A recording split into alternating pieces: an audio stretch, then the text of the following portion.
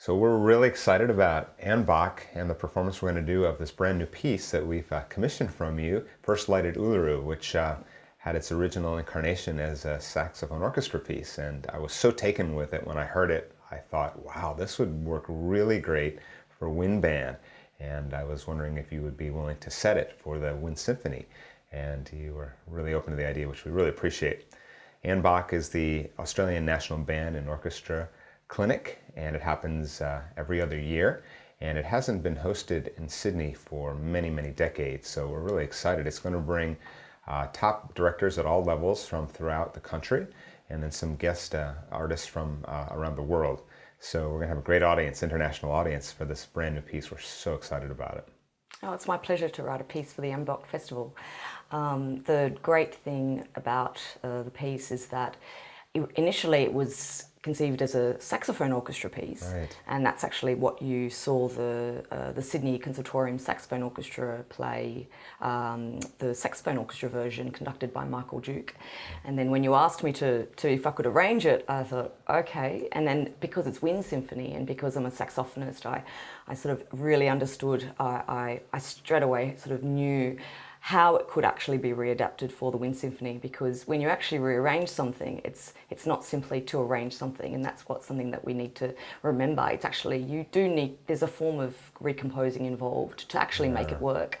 And that's actually what's been really the lovely process of being involved in this commission.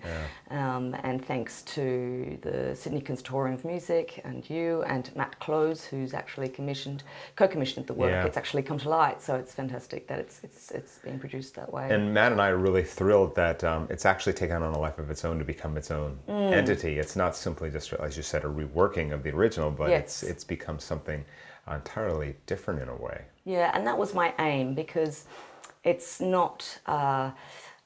I had an initial concept of the saxophone orchestra piece, and it had a life of its own, because it was originally written for the Queensland Conservatorium Saxophone Orchestra, and it was premiered in Strasbourg at the World Sax Congress, and then it went to Paris, England, and then I was very fortunate to have it performed in Sydney as well. But that actually had an initial concept, and I really wanted to take advantage of the Wind Symphony instrumentation, because as I was writing it, I realised there was so much more that is possible, and it's actually my first Wind Symphony piece. So I then really wanted to take advantage of all the beautiful colours and the special effects that the instruments could do. Right. But then it was interesting, because when I was composing it, I got sort of a third through the piece, and then I realised, you know what, I'm not taking it the right approach. I was trying to arrange it too much, and so I went right back to the beginning and thought, how could I readapt these sounds for the particular instruments? So all the mass chordal effects, all the colours, I had to really reimagine how could that be as effective on the Wind Symphony, and even amplify it more and enhance it. And the major thing for me with this piece is that it's the strong significance of Uluru and being such an important iconic landmark of Australia, and the Aboriginal significance, and it's the Anangu people who live there. And it was interesting, because I really wanted to stress that in the first saxophone orchestra version, but because the saxophones have still a limited way of producing sounds, I was able to then really reflect and further enhance the effect of the Aboriginal spirit in this work. So that's what's really become a major aim of this new piece. Well, what really grabbed me about when I heard it initially was the sense of mystery and reverence that I sensed in the piece, and the whole trajectory of it, the way it builds to, in my mind, it's a bit of a sunrise, and it's just so effective. I could picture it myself, with the colors that are possible in the wind band that could take it to a whole other dimension. So, yeah, because my initial aim as well was I always try and do something very different in the piece. And I think as a composer, it's important to produce something unique and new compared to anyone else. And I think it's a bit scary, because you're really challenging yourself, and whether it's going to work or not is really a big risk. And we won't know that till Monday, will we? I know, when we for the read first it. rehearsal, yeah. So, but then without giving away too much, there's this very focused on wind sound effects. And to the aim of, for me as a saxophonist, I knew exactly how that could be played on a saxophone because I'm quite obsessed with these sounds and saxophone and play them all the time.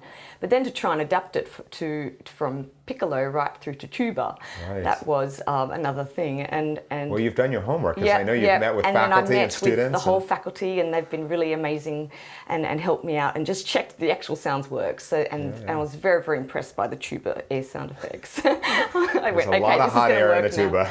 Yeah, it's amazing. It's an amazing effect. So it has this whole spectacular sunrise effect as well, and showcasing the sunrise effect. And so it's got this whole sort of ambiance and the atmosphere.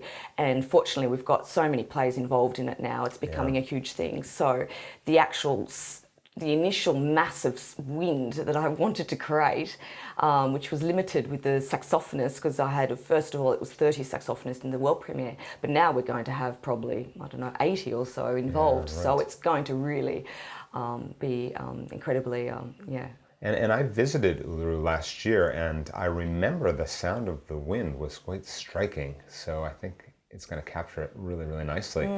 And the great thing of having us colleagues here and working together in collaboration on this piece is that we'll get to shape it as it goes. So if we want to adjust anything, I mean, if you're open to that and we're open to that, we can make it the best that it possibly can be through workshopping it throughout the month. Yeah, and that's actually been a really lovely process, because it's not just me putting notes on the page. It's working with people, and that's actually what makes it. I can have the greatest ideas on the page, but if you don't have the support network around you and the people to help you put it together, then it just it's not the same result. And that's actually been a really lovely the collaborative process with you, John. It's been fun working together. And it's going to be fun working with the students at the Sydney Conservatorium. Yeah, and you know a number of them, of course, the saxophone players, but then you're going to get to know all of them, and they're going to get to know you, which will make it such a more personal experience, I think. Yeah, and I think they're really open to trying new sounds out and really everything. And from the first initial rehearsal last semester, I could see that they were quite keen to trying something new. So that's going to be a really lovely process. Yeah, they will give it their all, I promise. Yeah. And so will I. Excellent. Yeah. Okay. And just to finish off, in terms of, I just wanted to touch on the score presentation and the issues that we have as a composer, because the score involves a lot of it has these avant-garde effects that we're transforming for Wind Symphony, and then it also has this very traditional, sort of conventional chorale-like writing. Right. So in terms of just from a conductor's point of view, what advice do you give to composers for the score presentation and issues? Because with me, I'll soon find out if it works or not. I found it very sort of with the graphic notation. I was trying to really work out what was the best way for you to interpret the sounds, because that's another element. You can actually write the piece, but then on the other side, you actually have to present it so clear for the conductor and the players as well. And that's sort of the other side of a composer role. Yeah, well, I'll tell you from a conductor standpoint, having gotten many new scores in the past, if it's written in such a way that if you're not present, it's still understandable. And I don't mind explanatory notes where you say, okay, this is what I'm going after. Sometimes that's really helpful because, notation is a bit limited. I mean, the sounds that are producible is like the whole gamut is possible, but notation is limited in a way. It can't really capture sound that well, always. And so having like little explanations in text is good. And then to try to think of it like if you're going to present this to somebody that would not necessarily have you in the room, how clear is it? Exactly. Can someone recreate that without you present? So any extra clues you can give in the score is really, really helpful. Yeah, because it's a big challenge that you can't always be at a first rehearsal, and then when you send something overseas, you need the conductor. It's an interpretive process that you have the challenge of putting all your ideas as clear as possible on the page. So for a conductor to be able to interpret what you have in mind. So. Yeah, to give them a little window into what you were thinking when you're creating these sounds. Any descriptors like in the notes in the score or right around. Within the page itself, any kind of description like what you have here is really, really helpful, I think. Yeah, and I also did it in a way that it's, I love when it involves, I love when players have the opportunity to interpret their own ideas in the piece. So this is a lot of the sections actually will involve the students improvising and doing it in there and looping and choosing their own time to come in with certain motives. So when I was initially transforming the saxophone orchestra version to the Wind Symphony, my aim as well was to showcase instruments that don't always get the limelight, and that was a real big thing in this piece. That straight away I thought, okay, I'm going to give a really big solo to the tuba.